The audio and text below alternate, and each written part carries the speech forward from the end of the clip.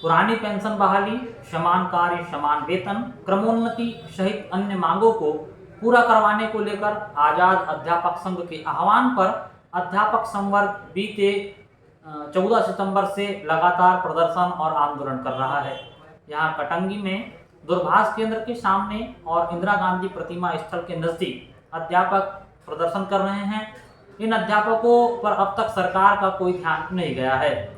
एक तरफ पुरानी पेंशन बहाली की मांग को लेकर हर दिन अध्यापक कुछ नया कर रहे हैं, वहीं दूसरी तरफ सरकार इन अध्यापकों के सामने झुकने को तैयार नहीं है। अध्यापकों की इस हड़ताल से सरकारी स्कूलों के बच्चों की पढ़ाई प्रभावित हो रही है। जैसा कि आप सभी जानते हैं कि सरकारी स्कूलों में अधिकांशतः आर्थिक रूप से कमजोर वर्ग के परिवारों के बच्चे अध्ययन करते हैं। निश्चित तौर पर इन बच्चों की पढ़ाई प्रभावित हो रही है। इधर शिक्षकों ने दावा कर दिया है कि जब तक सरकार उनकी मांग पूरी नहीं करती, जब तक वह अपना हड़ताल बंद नहीं करेंगे या प्रदर्शन बंद नहीं करेंगे। हमने भी अध्यापकों के प्रदर्शन के बाद यह जानने की कोशिश की है कि आखिरकार पुरानी पेंशन है क्या और क्यों शिक्षकों के लिए यह जरूरी है।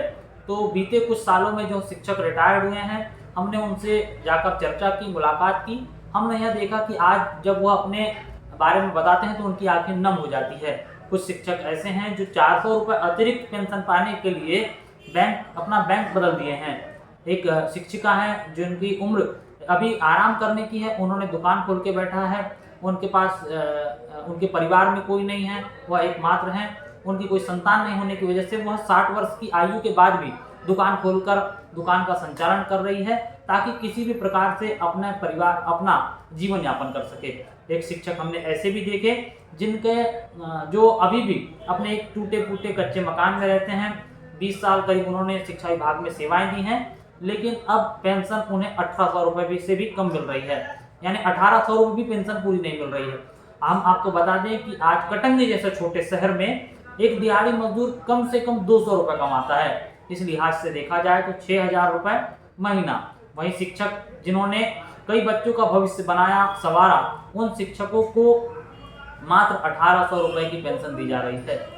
और समाज का एक हिस्सा है कि जो कहता है कि शिक्षकों को आज सरकार मोटी तनख्वाह दे रही है, ऐसे में इन्हें पेंशन की मांग नहीं करनी चाहिए। जबकि अध्यापकों का कहना है कि अगर पेंशन बंद ही करनी है तो तमाम सांसद और विधायकों की भी कर देनी चाहिए, क्योंकि विधायक और सांसद एक बार बनने के बाद भी सरकार ऐसे विधायक और सांसदों को आजीवन पेंशन देती है।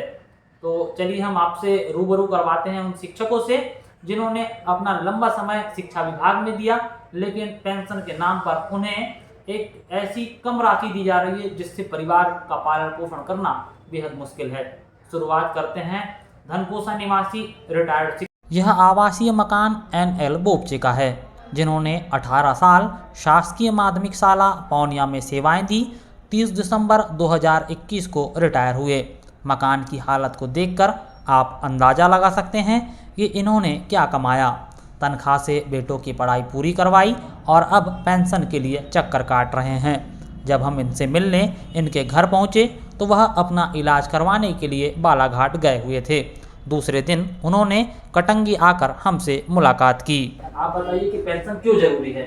पेंशन बहुत जरूरी है, क्योंकि परिवार का संचालन कैसे कर पाएंगे और परिवार चलाने बहुत मुश्किल होती है, इसलिए पेंशन पुरानी पेंशन बहाल करना चाहिए।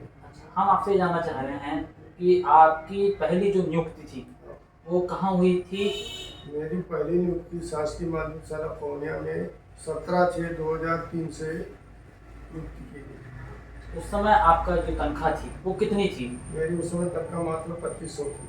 2500 रुपये। और जब आप सेवानिवृत्त हुए? मैं सेवानिवृत्त हुआ 31/12/2021 को। उस समय मेरी पूरी वेतन 56,000 बनती थी। 56,000 रुपये। अच्छा, तो उसके बाद जब आपकी 56,000 वेतन थी तो उस समय आपने अपने पास क्या किसी तरह की कोई जमा पूंजी रखी? या कैसे उस समय किन परिस्थितियों का सामना आपने किया? मतलब एक परिवार 2500 से मेरे कोई जमा पूंजी नहीं है। परिवार को संचालन करने के लिए भी 60,000 रुपये कर्ज से चल रहा हूँ मैं, और कुछ कर्ज लेकर के परिवार चला रहा हूँ। अच्छा, अभी कर्ज लेके परिवार चला रहे हैं। हम आपसे ये जानना चाहेंगे कि अगर अभी जो है आपको मौजूदा वक्त में कितनी पेंशन मिल रही है? अभी मेरे को मौजूदा वक्त में 30 सितंबर को 1800 करीब मिलने की संभावना है। मिली नहीं है, खाते में आई नहीं है अभी। अभी तक एक भी पेंशन नहीं नहीं आई। आई। अच्छा, तो जब से आप रिटायर हुए हैं तो उसके बाद आपका जो परिवार है मतलब कैसे भरण पोषण कर रहा है? वही है सेवा, मतलब मैं तो घर का खाली हो जाता है, लेकिन परिवार चलाने के लिए 60,000 रुपये तो शासन से कर दिया और सोसाइटी द्वारा कर्ज से चल रहा हूँ।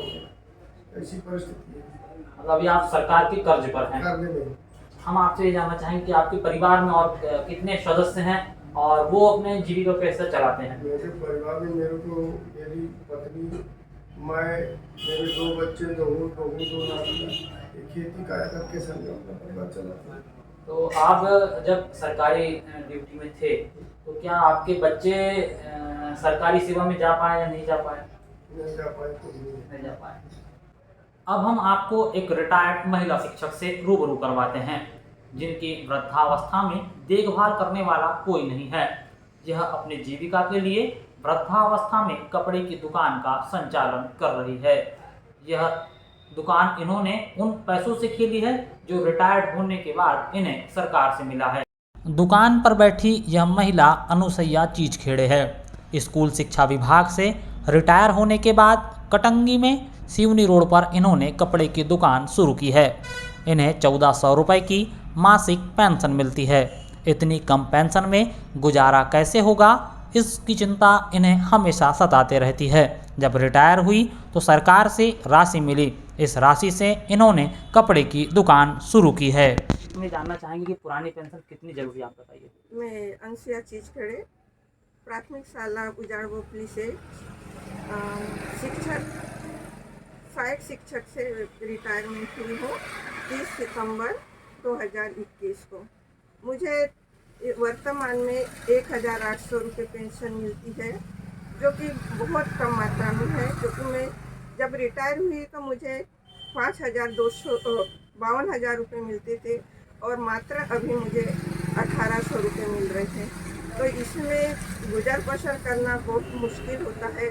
एक तो 63-64 साल की उम्र के बाद में आदमी आराम चाहता है। अब मेरी कोई संतान नहीं थी, मैं नौकरी के ऊपर ही निर्भर थी। और आप सोचिए कि मुझे 1,800 रुपये मिलता है तो मैं अपना गुजर कैसे निकालूं। मैंने वही जो 60% रिटर्न पैसा मिला है उसी से छोटी मोटी शॉप खोली हूँ, तो भी टेंशन नहीं रहता है कि मुझे प्रॉफिट होएगी कि नहीं, धंधा होएगा कि नहीं, चिंता ही लगी रहती है। आज मुझे ओल्ड पेंशन मिलती तो आज मैं जो आराम की ज़िंदगी जीना चाह रही थी वो मैं जीती। आज बहुत मुश्किल से अपनी ज़िंदगी जी रही हूँ। और जो हमारे साथी अभी ओल्ड पेंशन की मांग कर रहे हैं वो बहुत सही है। अब मुझे 1,800 रुपये मिल रहा है, उनके तो संतान है, बाल बच्चे हैं, शादी करना है, ब्याह करना है, मकान बनाना है, कई प्रकार के खर्चे होते हैं, तो उन्हें तो बहुत ज़रूरी है ना। तो ओल्डन पेंशन मिलना बहुत आवश्यक है। और मैं यही रिक्वेस्ट करूंगी हमारे मुख्यमंत्री जी से कि हमारी जो ओल्ड पेंशन है वो उनकी जो जायज़ मांग है उसे पूरा करें। तो जैसा कि आपने देखा कि इन्होंने बताया कि इनकी कोई संतान नहीं है। आप इससे कल्पना कर सकते हैं कि जिन शिक्षकों की आज संतानें हैं, कहीं ना कहीं उनको संतानें उनके गुजर बसर में सहायता कर सकते हैं। लेकिन इनके साथ इन्होंने एक बात कही कि जो उम्र है 60 वर्ष, उसके बाद की उम्र विश्राम करने की होती है, मतलब घर बैठ कर के खाने और की होती है। लेकिन अभी आप देख रहे हो कि मैडम जो है एक छोटी सी शॉप खोल के बैठी हुई है और उसमें भी उन्हें चिंता रहती है कि आज कमाई होगी या नहीं। अब हम सीधे चलते हैं क्षेत्र की मॉयल नगरी तिरोड़ी, जहां हमारे साथी बुद्धरत्न रावत ने रिटायर्ड शिक्षक छोटेलाल कटौते से चर्चा की है। वह अपनी बातों को बेहद शालीनता से बताते हैं और बताते हैं कि रिटायर होने के बाद उनके बच्चे ही उनका भरण पोषण कर रहे हैं। मेरा नाम सुबेदार कटवती। अच्छा, आप पहले पदस्थ कहाँ पर थे आप? पहली पोस्टिंग कहाँ थी आपकी? पहली पोस्टिंग तो मेरी वो कंधार गांव में थी। अच्छा, वहाँ कितने साल सेवा की आपने? 95 में थी। अच्छा, 95 में, और क्या बोलते करीब 3 साल के बाद मैं यहाँ आया। कहाँ? जैसे जैसे बैठे होगा कहाँ जामरा पानी में। अच्छा, तो वो जो पुराने जो 3 साल थे वो तो भूल जाओ तो। अच्छा, सरकार वो भूलने में गिनती है उसकी। हाँ। अच्छा, उसके बाद उसके बाद 98 में प्राकृतिक जामरा पानी में प्रदर्शन हुआ। अच्छा अच्छा, करीब लगभग 22 साल में यहाँ रहा। जी जी, है। और ये अगस्त 21 में हाँ। मैं रिटायरमेंट। अच्छा, अभी ये 1 साल पहले अगस्त में ना? जी जी। रिटायरमेंट के बाद में जो आपको फंड मिलता है उसका क्या? अभी तो वो कार्रवाई चल रही है, साल भर हो गया, साल भर से कार्रवाई चल रही है, अभी तक तो उसका कुछ हुआ नहीं। अच्छा, पेंशन भी अभी? हमने पेंशन अभी कुछ नहीं हुआ। अभी पैसे से आपने कोई एनपीएस की राशि नहीं मिली तो अभी पेंशन कहाँ से? अच्छा अच्छा, दूसरी बात अभी ये आपका फिर जीवन यापन कैसे चलता है? जीवन यहाँ पढ़ रहा है, मेरे 2 लड़के हैं, जाते डेली वेजेस में काम करते हैं, उससे जीवन यापन चल रहा है। अच्छा अच्छा अच्छा, अभी ये जो हड़ताल चल रही है, शिक्षक जो मांग करते हैं, तो ये इसको लेकर क्या? ये बहुत जरूरी है, क्योंकि मेरी भी बेटी है नहीं है। अच्छा अच्छा, मेरी भी बेटी है, मैं कैसी अपनी जिंदगी परिवार का गुजार रहा हूँ मैं जानता हूँ। जी जी, है ना? जी बिल्कुल। हाँ, मैं कहता है ये बहुत जरूरी है पेंशन की लड़ाई। बिल्कुल बिल्कुल, तो आपका समर्थन है? बिल्कुल समर्थन है मेरा, क्योंकि मैं भुगत मान हूँ ना। अच्छा जी जी, मैं भुगत मान हूँ, ऐसा बहुत जरूरी है।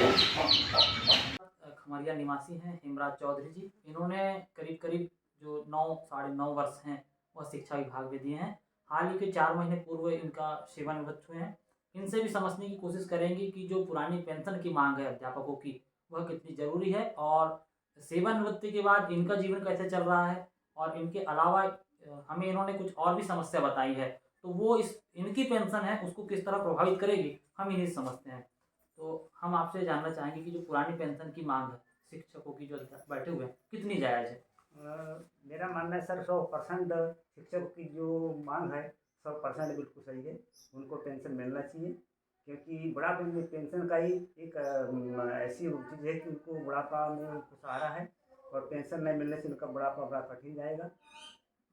आप बता रहे थे कि आप की जो अर्हता है और यानी आपको जो पेंशन मिलनी चाहिए वो किन्हीं कारणों की वजह से अटकी हुई है, हम वो कारण हम जानना चाहेंगे। हाँ, कारण ये है कि मेरी नियुक्ति औपचारिकेतर शिक्षा से हुई है, और मैं 2012 में सविता शिक्षक पद पे तुम्हारा ग्राम पंचायत शासकीय प्राथमिक कन्याशाला पोजाई में नियुक्ति हुई, और मैंने 2017-18 में तुम्हारा NIS से DED किया, किंतु ये कोरोना काल की वजह से मेरी अंकसूची नहीं पहुंच पाई। उसी बीच में मेरी समय अवधि खत्म हो गई और मैं 31 मई 2022 को रिटायर हो गया। तो अभी आपको पेंशन मिलेगी या नहीं मिलेगी इसको लेकर के विभाग का क्या कहना है? अभी मेरे विभाग वालों से मेरी चर्चा हुई, उन लोगों का कहना है कि आपकी अंकसूची 2018-19 में जो मिली है, इसके तहत अगर कार्रवाई करते हैं तो आपको पेंशन तो नहीं बोल सकते, पर आपका जो पारिश्रमिक है मिलना चाहिए, मिलेगा।